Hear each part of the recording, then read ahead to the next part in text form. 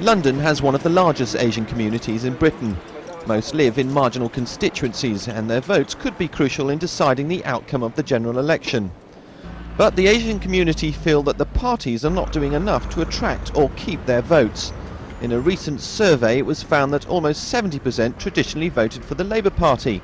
However, the Asian vote can no longer be taken for granted. Asians in London are beginning to question what the party they voted for has done for them. In Bethnal Green and Stepney, a traditional safe Labour seat, the local community make up a third of the electorate. 71% plan to vote at the next election, but 63% believe that the two main parties have not done enough to attract their votes, and a majority, 88%, believe that their MP should be an Asian.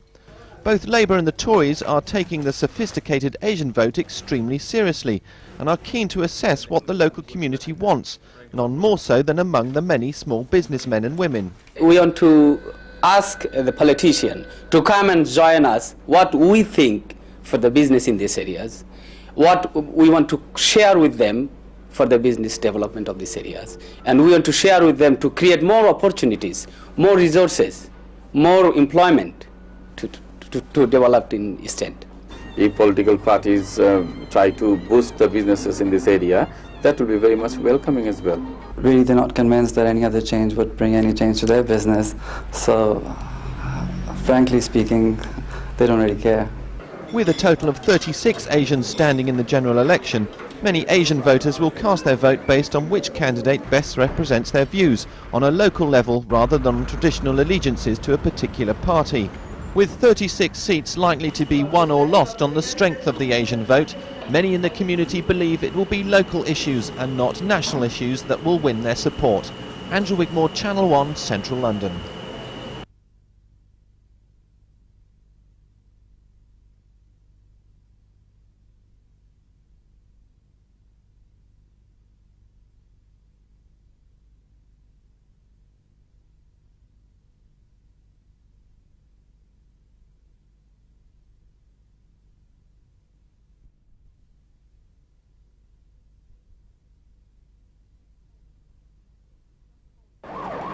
Come polling day, black voters could hold the key to victory in more than a dozen marginal seats in London.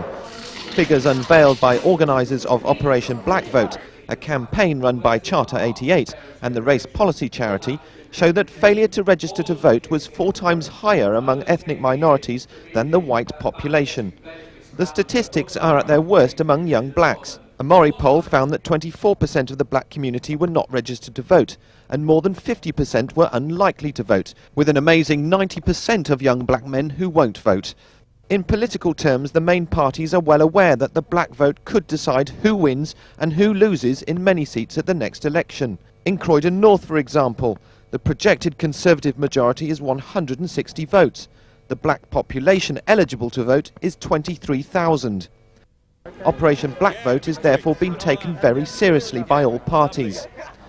One of the key campaign strategies that Operation Black Vote has adopted is to organise a question and answer session in constituencies, inviting the ethnic community along to question prospective parliamentary candidates, and the few young black men who attended seemed uninspired. You can vote, but at the end of the day, hardly anything's going to change. No one really speaks about politics, so the young black people don't really know much about it. They can't just come on television with their political broadcast and think, that's good, I think I'll vote Conservative. They need to get in there, man. They need to get in the dirt. It appears that with only 6 black MPs in the House of Commons, many among the black community feel that British democracy is failing them. There's a deep sense of cynicism from many in our community, especially the young, towards the political parties. And so they've been saying, what's the point? I'm not getting involved. I don't think it has anything to do with laziness or apathy. It's disillusionment of the present system.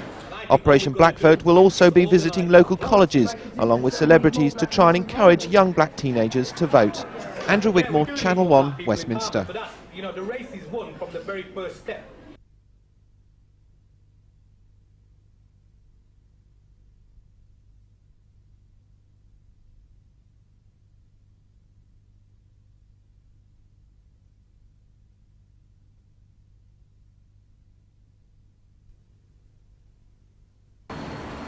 The Conservatives won Battersea from Labour in 1987.